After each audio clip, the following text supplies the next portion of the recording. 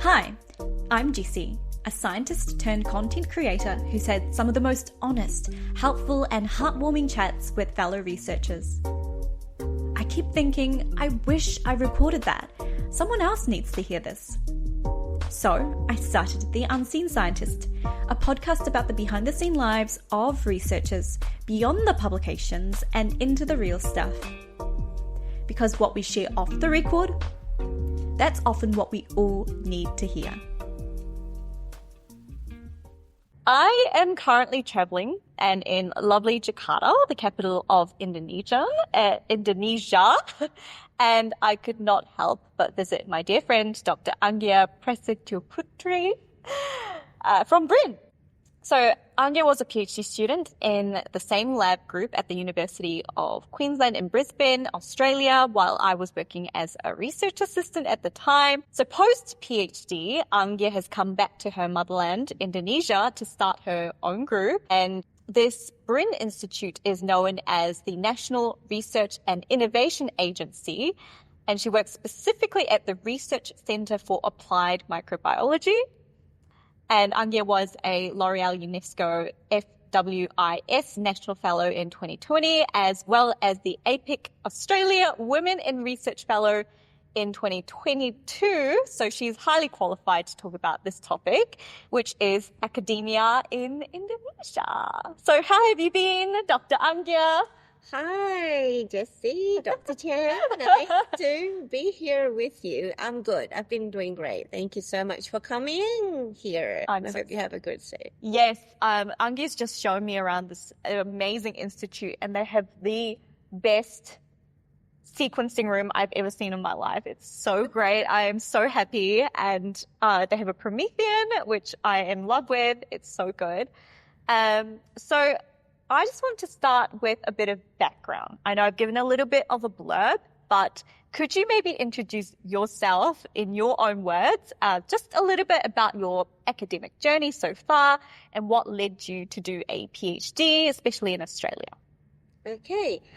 So I think I first got interested in science when I was in year 12 in high school. I actually did my high school in Brisbane. Seriously? Yeah. I didn't know that. At the time, my parents were doing their postgraduate studies in Brisbane. Yes. So the whole family came along. And so I actually got to experience year 10 to 12 in Australian high school. So I think we had a really nice biology teacher then. And I think she was the one who first sort of, got me interested in biology at the time. So then when I started my undergrad, I was lucky to be enrolled in Department of Biology at University of Indonesia. And so funnily enough, after I finished my undergrad, I was not interested in doing science anymore for a bit. Oh. Yeah. I don't know why. I think it was more sort of, I was maybe bored at the time and wanted to sort of seek other things. But then when I first got my first job, it was more of an office 9-to-5 work. And then it hit me again. It's like I kind of missed the lab scene and like doing experiments and things. So the opportunity arose when it was back then there was an opening for junior researcher for the Indonesian Institute of Sciences, LIPI, back then. And so I got in and I have been working as a researcher since 2005. Wow. So I think next February will be my 20 years as a government employee and / research. So yeah. And then I think when I first started at LIPI, I was in the group with also a former L'Oreal International Fellow, Dr. Ines Sukarto, at the time working on natural drug discovery for microbes. I think she was more focused on doing endophytic microbes that live in the tissues of plants. And so that was my first exposure to more of a microbiology-based work. And then not long after that, I started my master's study at the University of Melbourne. At the time, I didn't really know what I was interested in mostly, and I wanted to explore more of what I could do for like my future research careers. So when the opportunity came, I got the scholarship, the Australian Award Scholarship, to go to Melbourne Uni. and I did a 2-year master's degree there working on synthetic peptide vaccines. So it was actually my first time working with instruments like HPLC and making peptides from scratch, and different from what I was originally trained more in molecular biology when I was in undergrad. So it was quite not so much a struggle, it was more of a really steep learning curve for me. And the reason that I chose Australia at the time was, the original reason was that I wanted to come back because I really enjoyed my time when I was living in Brisbane for about 6 years then. But yeah, it was also, I think it just felt familiar in terms of the country itself. But then I realized the opportunity that I got by studying my master's in Melbourne Uni opened up my eyes into sort of what I wanted to do with my research. Not so much in the field in particular, because I think after I finished my master's and I returned to LIPI, I was doing different sort of projects that are not necessarily aligned with what I did in my master's. But then I got interested in more antibiotics discovery. And I thought, well, it'll be really good if I could join a group that does antibiotics discovery and research. And then that's when I thought, okay, it'll be interesting to go to Australia again, because by that time I was already kind of hooked in a sense, and I love the academic culture there. The experience that I had, even though it wasn't always unicorns and rainbows, but it was I think it was good for me to experience through that, for me to have, like a platform for me to move forward from.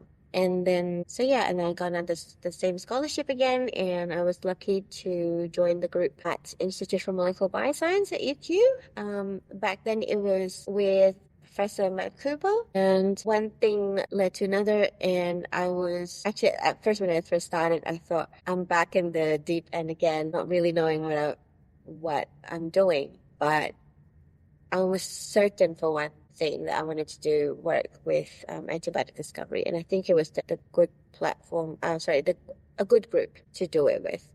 But because I have very limited background in chemistry and medicinal chemistry, so it was a bit tricky for me to kind of come up with an actual thesis project that will be, good enough for a thesis, but also good enough for me to learn by doing the actual project to gain skills that I will need for my work. So yeah, and that's when my projects somehow, how sometimes maybe it was fate, maybe sometimes it just works out even though it's not what you originally planned. So I ended up doing microbial genomics, and it actually worked out pretty well because that's the sort of skill sets I end up using a lot when I returned to BRIN.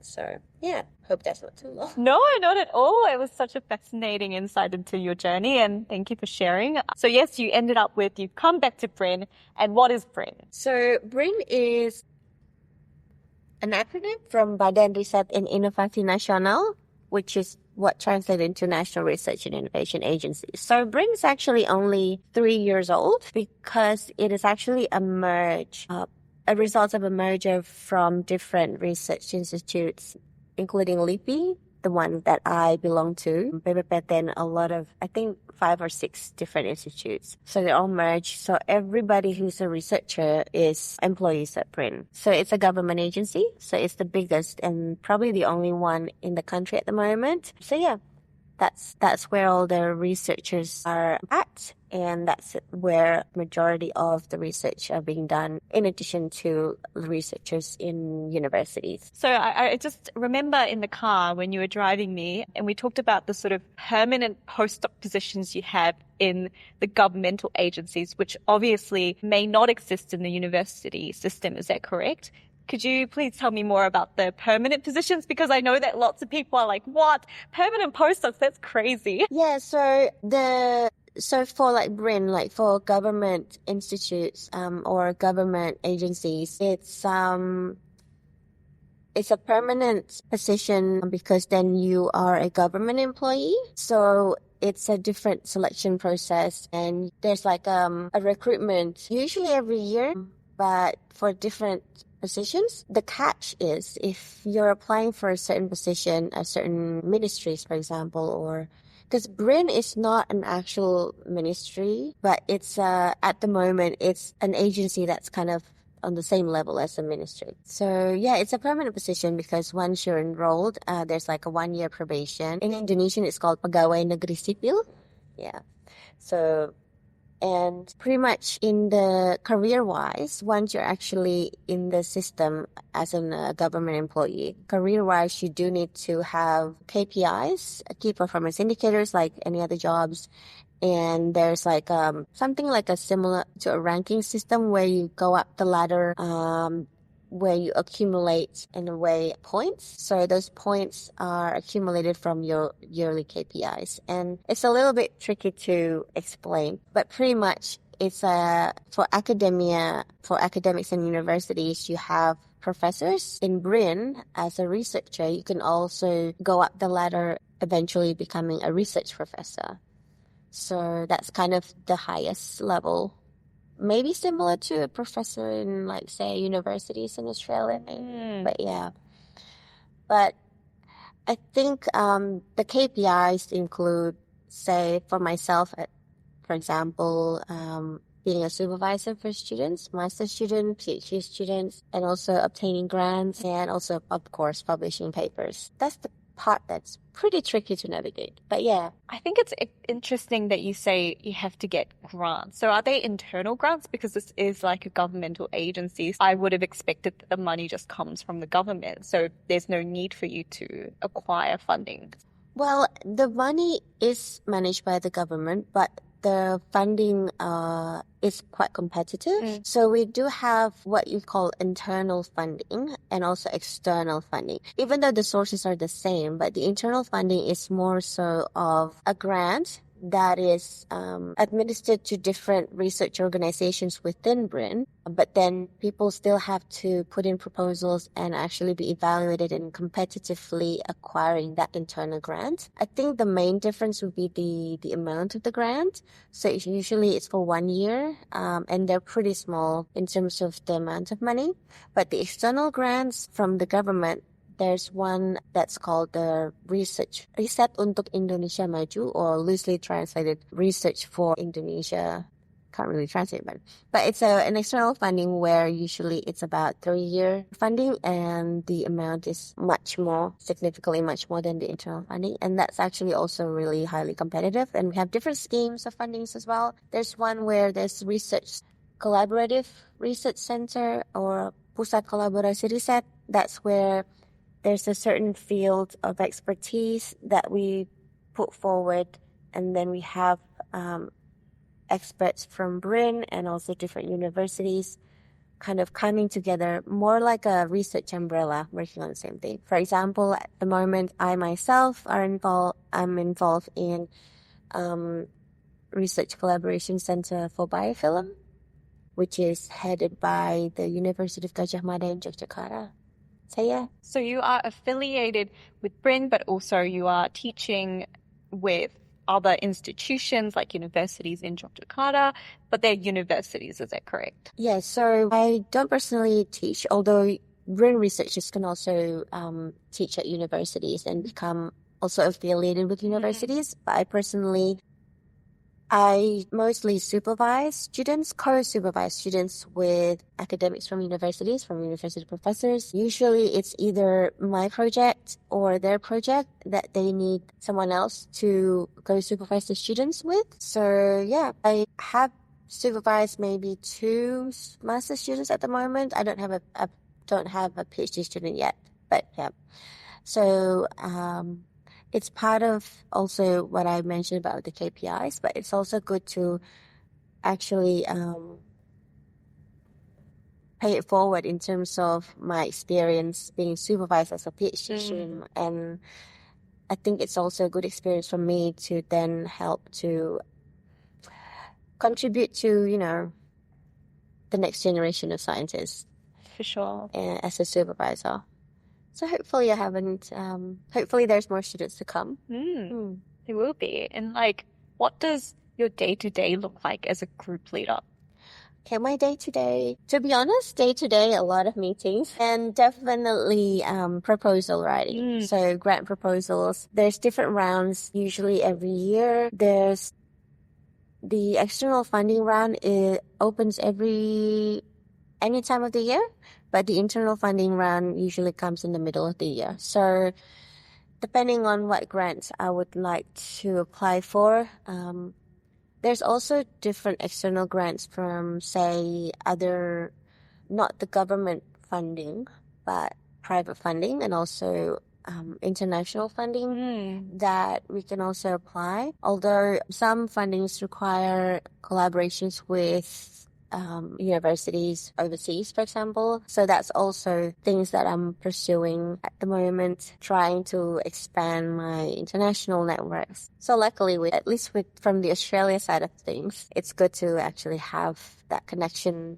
that I have now, and yeah, it's great.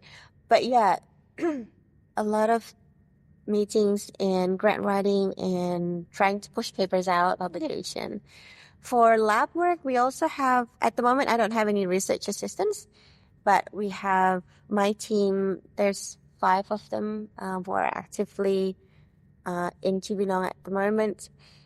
And we have at different projects. So depending on the day and depending on the different stages of the projects that we're doing, there's also quite a bit of lab work as well involved. But I personally, maybe mostly on my desk writing up and every now and then teaching students if they're, for any sort of lab work, simple lab works that I need to teach them with. But yeah, mostly that. Mostly that. Sounds very similar to all academics worldwide, just grant writing, reading papers, writing papers. It sounds amazing. So you've also worked briefly as the L'Oreal UNESCO Fellow, and you did sort of an exchange program at the University of Melbourne, at the Peter Doherty Institute. And so now that you've experienced, of course, with your master's and PhD as well, the world of Australian academia, and now you're really, really into the Indonesian academic environment, how would you compare the two? That's an interesting question. There are similarities and there are also differences, but I would say, for me personally, I think the academic culture is slightly different in Australia and Indonesia. I feel like in Australia, in my experience at least, there's more flexibility and not so much hierarchy in terms of relationships between colleagues within the same group. When I was a student there, it was easy to kind of access to supervisors, or like different people are more on a similar level in a sense, if that makes sense. I think in Indonesia, maybe in BRIN, there's still some level of hierarchy. And I'm not sure whether it's also because it's a government agency, so there's certain rules and regulations that you need to abide for. But I feel like the flexibility that I experienced in Australia is not so much happening at the moment, although it's improving quite well, actually. At the moment, there's a lot of group leaders that are still relatively young, and they recently completed their PhDs, and also there are more people who are more open to changes towards more flexibility in terms of professional relationships and sort of the day-to-day things. But yeah, that's probably one thing that I noticed. But I guess in terms of how research is done, I would say the pace is different. Okay. I feel like I could do so much more in a week in Australia compared to what I could do here. I think it's more to do with, again, the rules and regulations are different in terms of, for example, lab access and things like that. And I think I suppose it's not so much a big problem, but it's something that I just need to adjust myself to, making sure that. So I feel like the pace is relatively slower to work, but then there's deadlines coming up every day. Yes, of course. Yeah. But yeah, I think those are the two things that I feel are different from my experience anyway. And do you think there are some unique challenges in the Indonesian academic environment? Challenges, I would say maybe if we go back to in terms of the hierarchy part. In some places, I would say, maybe not so much in BRIN than it is in universities. I would say that hierarchy at certain universities is still quite apparent. And even though there's a lot more younger professors now, there's still that how do I say this? If you're recently completed your PhD, you're young, there's still that assumption that your lack of experience is still going to not make you a good researcher, even though, you all have PhDs. I think that hierarchy is still relatively felt, I would say, in universities compared to BRIN. Maybe there's some, at least within the Research Center of Applied Microbiology, it's still relatively, because we're all roughly of similar age and experience, Right. so it's not too apparent, I think. But I do have some colleagues at universities who feel like they're still being considered too young or too inexperienced to actually tackle more responsibilities and moving higher up. So yeah, I think that would be one of the unique challenges, I would say, in Indonesia. Not that I know much about what happened in Australia in terms of going up the career, because I was only a student there, but from my observations, that's what I felt. And how long is generally the term, like post-PhD, to becoming a group leader? What would be the general time frame? I'd say when I was sleepy, it was still maybe about 4 or 5 years. Wow. But now in BRIN, because there's relatively more younger PhD graduates being employed, and I think it can be maybe like a lot less, maybe 1 to 2 years. And I think because at the Research Center for Applied Microbiology, we actually divide the research group based on particular research interests. And it doesn't matter if there's only 3 people or 5 people who share that research interest. You can be a research group. I think it's actually preferable if the group is not too big. Oh. So it's more of like a smaller niche sort of research interest, but then you can collaborate with other groups, obviously. But yeah, I think it's just more easier to manage. That's why we have 26 research groups in the Applied Microbiology Research Center. Wow. Yeah. And so collaborations are encouraged within and also externally? Yes, collaborations are definitely encouraged. In fact, I think for internal funding or external funding, there's also a requirement that you have to have the team members working on that project from a different research center or from a different research organization within BRIN, or even maybe external partners like university academics. So that's part of the requirements for the grants as well, to ensure that its collaborations actually maintained. Right. And what about overseas collaborators? Yes, definitely. There's different grants that also require international partners. I think there's also, not sure if there's the Connexi grant from Australia, that also requires to have both Indonesian and Australian partners. And there's also the Pandemic Fund that's also requires collaboration between countries. Or regional partners. I think that there's also a particular grant, I can't remember the name for now, but it requires collaboration between 3 countries minimum. Wow. Yeah, so it's actually a good thing in my opinion, because some people might think it's a bit of a disadvantage because not everybody might have people they know who's working on a certain field in a different country. Right. But I think, in my opinion, it's actually good. So then it pushes people to actually start making connections. I think with a lot of Indonesians are pursuing their postgraduate studies overseas, and the majority of them, when they return, they also bring their connections. Yeah. I think for BRIN, it's a good thing that they have access to grants who are essentially collaborative grants. So if we talk about the ratio of, say, fresh bachelor graduates that maybe want to pursue their master's or PhD, do they mostly want to go overseas or want to stay in the country? I think more and more people are interested in doing their postgraduate studies overseas for different reasons, I would say. But I think there's more information on, how to get scholarships, and how to, say, contact supervisors and, people who are actually doing their postgraduate studies overseas now are like sharing their stories and experiences, and it intrigues more and encourages more people to pursue their degrees overseas.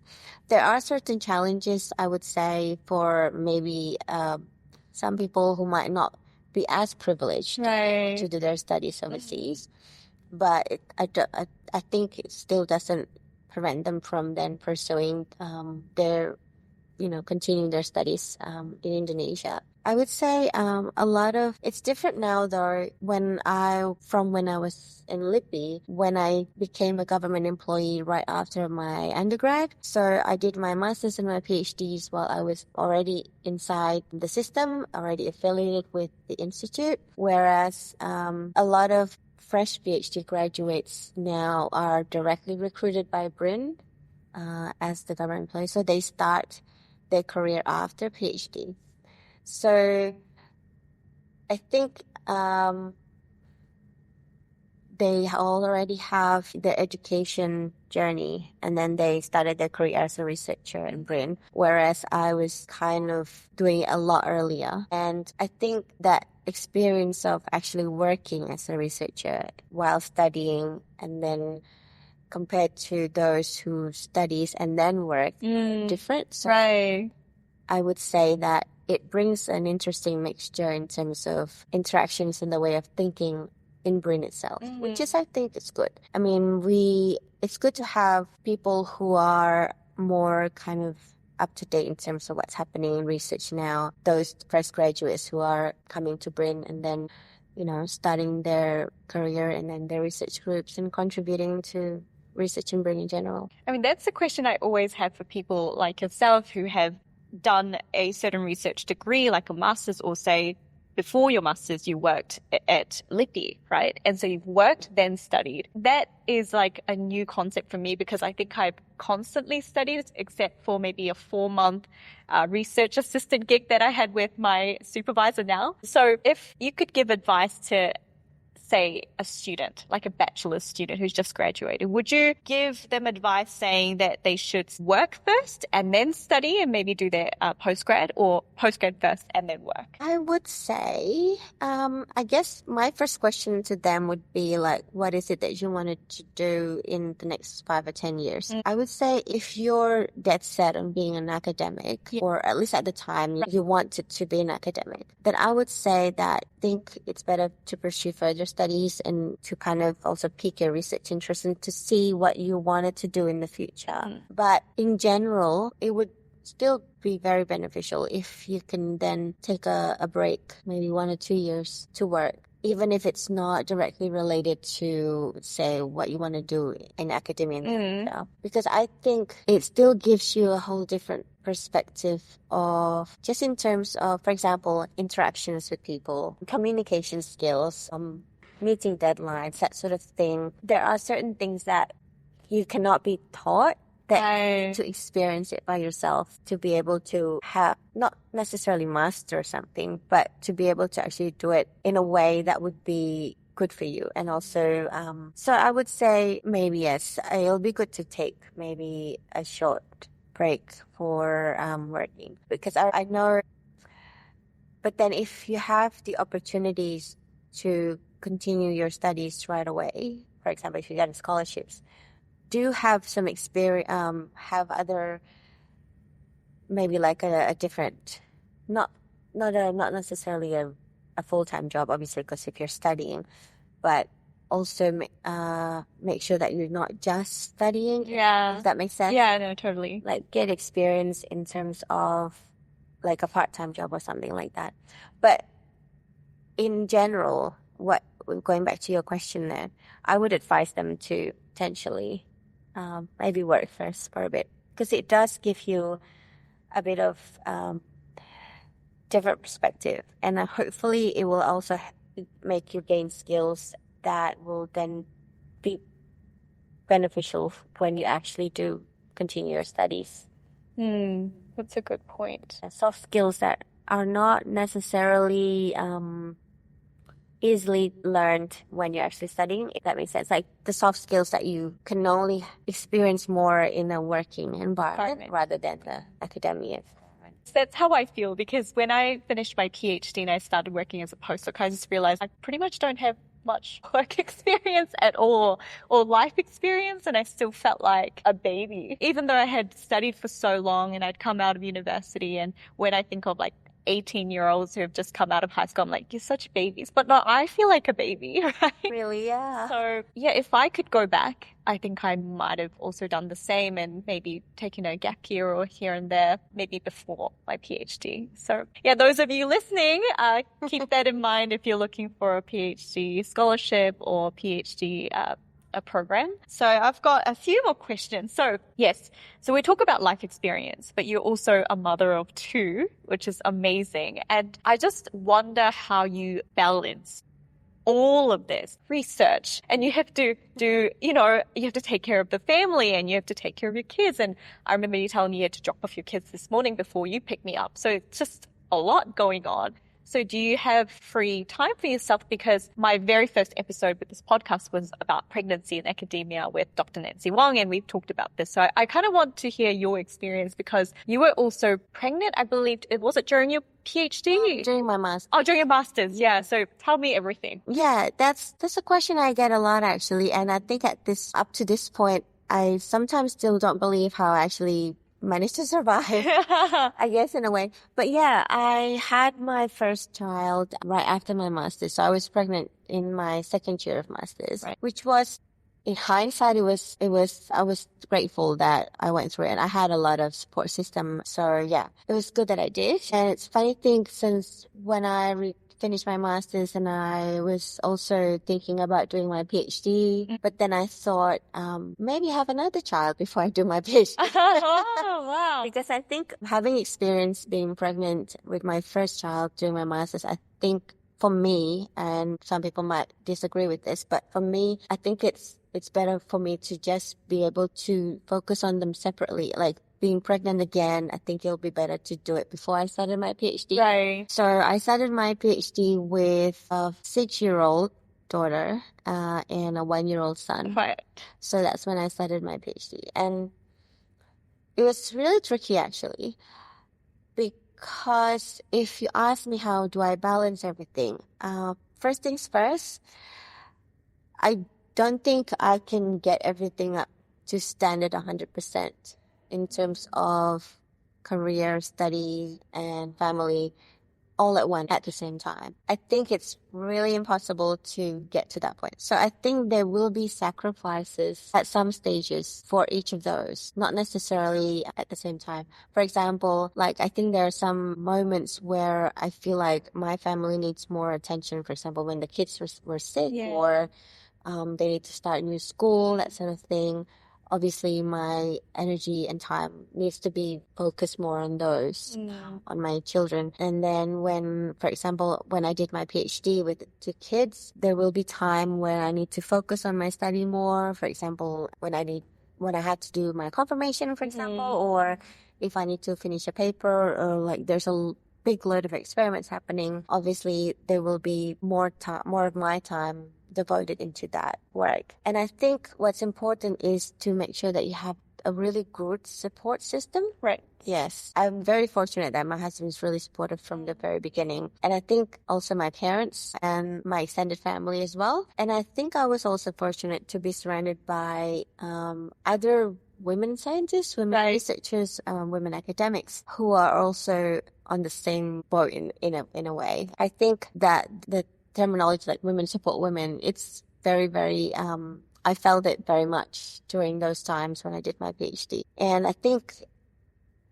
when I mention it, there would be some sacrifices. It doesn't mean that you have to continue putting part of your life in the back burner. For example, like continue to not, to neglect your family or for extended times. It's like, no, that's not the sacrifice I meant. What I meant was to keep it in balance, if you say it like that. Like there are some things will be your priorities, more of your priorities, and some things will be less of a priority depending on the task.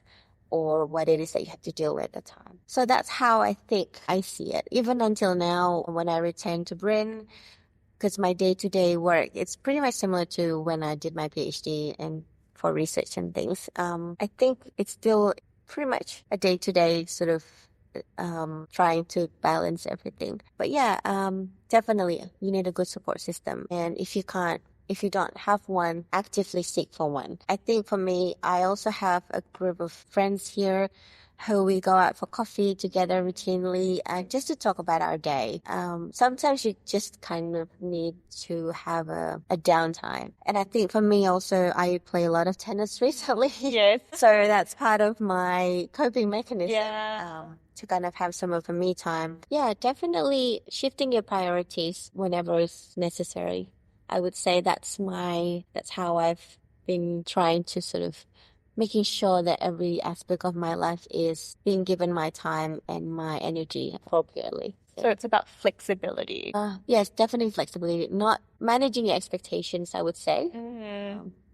Like there are days where you're not going to have a spotless house. Yeah. And there are days where you're not going to get everything on your to-do list done. But just take a step back and refocus your priorities. Yeah, make sure you're taking time for yourself as well. I would say that's very important.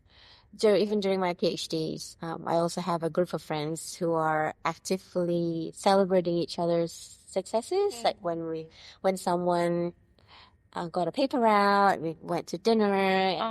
When someone, got a grant or got a poster prize or something like that, or got accepted to a conference, like we just, be there for each other. And I think that's really, really good. Even more so if you're a female academic, I would say, because there might be certain challenges that are unique to females that is to male academics. And because I think maybe in Indonesia also going back to the previous question, that just remember now, I think a lot of the responsibilities of taking care of the family, it's still, to some extent, are still considered sort of the mom's job, not so much a dad. And I think that I guess in Jakarta, in sort of more of the big cities, there's that shift of,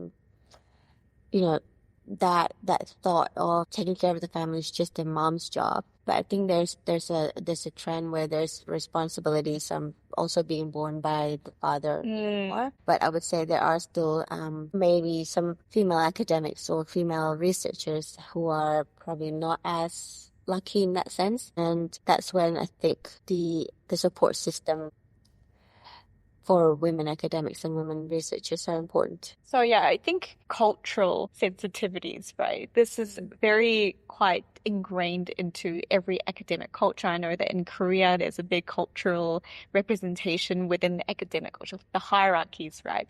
So I guess in BRIN or any other Indonesian academic community, are there this sort of now new trend of young women, not getting married and focusing on their careers? Oh, you mean whether there's a trend like that? Now? No. I'm not quite sure. I don't think I can surely say there is, but I do notice that there are more and more women who pursue their studies first before actually settling down.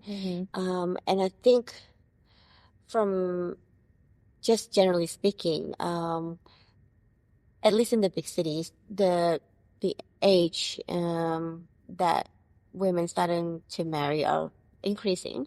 But I don't know whether it's an actual trend or not. Right. The statistics but yeah, definitely there's a lot more.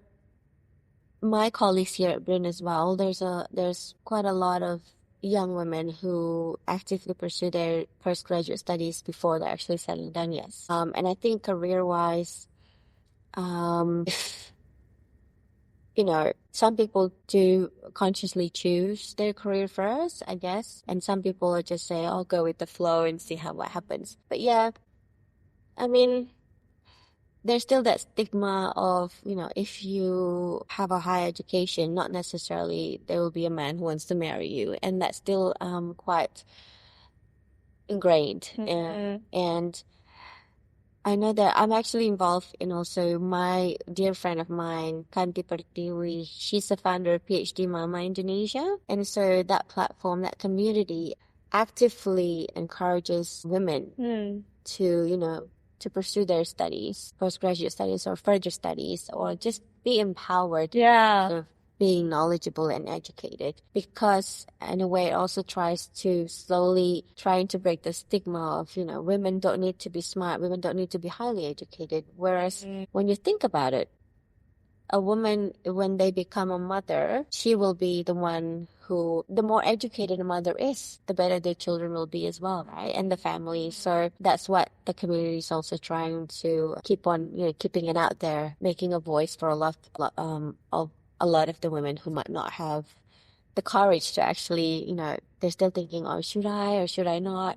But they wanted to actually do further study and educate themselves some more, but they're not sure how to or how to go about it. So I think having that sort of community like the PhD Mama Indonesia is really good. Wow. So is it a Facebook group or is it like It's a community. We do have our social media accounts, Facebook, Instagram, and blogs where there's stories to share of experiences of PhD studies, different ones with family, or for example, if they have to do a long distance marriage because of their study, experiences with bringing families with them in the studies, that different stories like that. And also they do a lot of webinars as well for example, how to find a supervisor, how to write correspondence or how to write proposals, things like that. It's amazing. And I love that when I just looked around the co-working areas at BRIN, that I actually saw more women than men, which was great. I mean, that's the statistics that we're getting all over the world, right? More women are taking biology subjects than men. So it's good to see at this level where people are professional academics that it's translating to that, like really. And also, I think in the Research Center for Applied Microbiology, we have a lot of female group leaders. Right. I've introduced you to one of my friends just now. We have at least half of the group leaders at the Research Center of Applied Microbiology are female. So, wow. Yeah.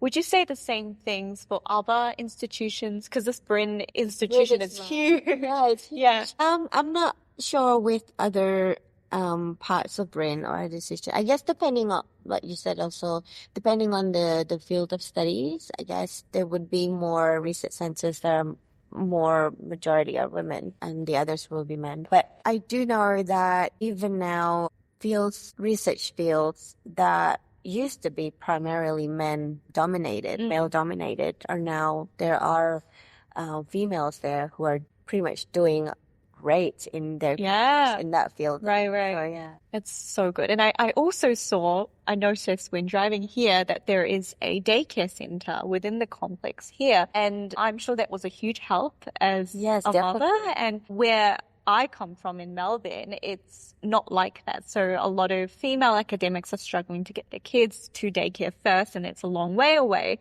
And they come to the institute and it just takes so much time. And whenever their child is sick, they have to go fine. They have to leave the institute early to get to their child quickly. And I think that it's great that the government has noticed that there is a need for a daycare center here. So is it subsidized by the government? Well, this one is not. It's managed by, I think it's managed by part of BRIN as well. I think I could be wrong, but I think it is managed internally by BRIN. There's also a daycare center in the BRIN in Tamrin as well. Okay. Yeah, so because my niece goes there when she was a baby. So this daycare center that we drove past just recently reopened. Okay. So yeah, I think it's really good because I do know a lot of my colleagues, my female colleagues here are still in their 30s and they still have young kids. And it's really handy to have the daycare nearby because it only literally takes 5 minutes walk from the building. Mm-hmm. So yeah, it's been a huge help to have that center here. So definitely yes. I think there's still some room for improvement. I would say, for example, we don't actually currently have any lactation room or like a special dedicated room for breastfeeding mothers, for example. But I think at least having the daycare there is a step in the right direction. Yeah. And I think the flexibility at the moment, BRIN still has the work from anywhere concept. Nice. So there's still that flexibility in terms of you don't have to be physically at the office every single day, but you can work remotely if you need to. And I think for us female researchers, it's quite handy if we actually need to be, like for example, if our kids are sick or we need to actually have other things, family stuff to deal with. Of course, it doesn't mean that you abandon your responsibilities, but I think the work from anywhere system is still relatively family friendly in a sense, because some people, for example, if I need to write papers and I can do that from home, so that would be really a good example of the work from anywhere flexibility. Yeah. So yeah, I think that's actually good at the moment. That's amazing. I wish we really had that opportunity everywhere. Seriously, it would be so amazing. So just finishing off here, because we're nearly to the hour. So, what steps can Indonesian institutions or universities take to foster more global recognition for Indonesian research? That's a tricky one. You saved the best one for last.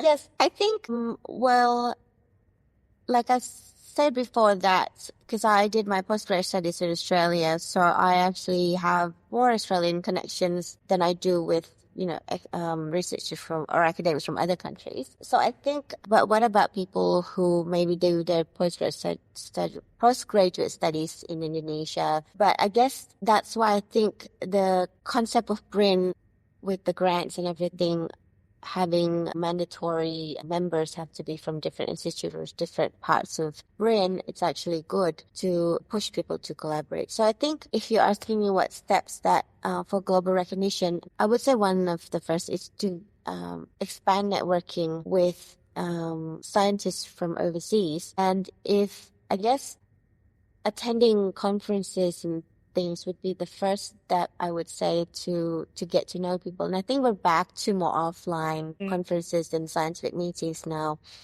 And publishing or having joint grants applications with people scientists from overseas would also be a good way to start getting recognition as well. I know it's tricky, and it's kind of a bit of a chicken and egg situation, I would say, because then how do you get to publish together with someone if you don't know them first? Right. How do you get to know them? So I would say definitely put yourself out there and be brave enough to connect with people. But I think that's from a personal point of view.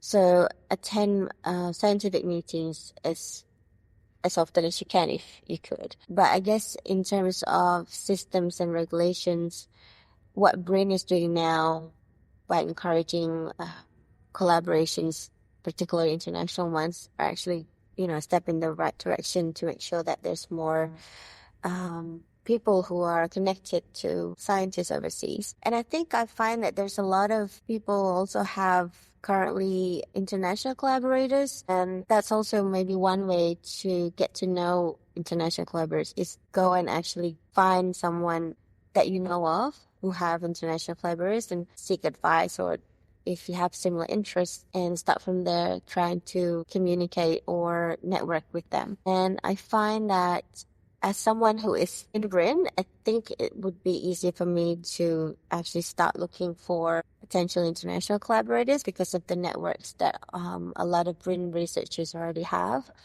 But if you're outside, if you're in universities, connect with people from BRIN.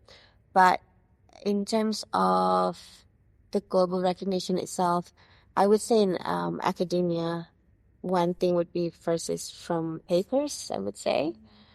So get papers out as many as you can. But yeah, definitely be more proactive.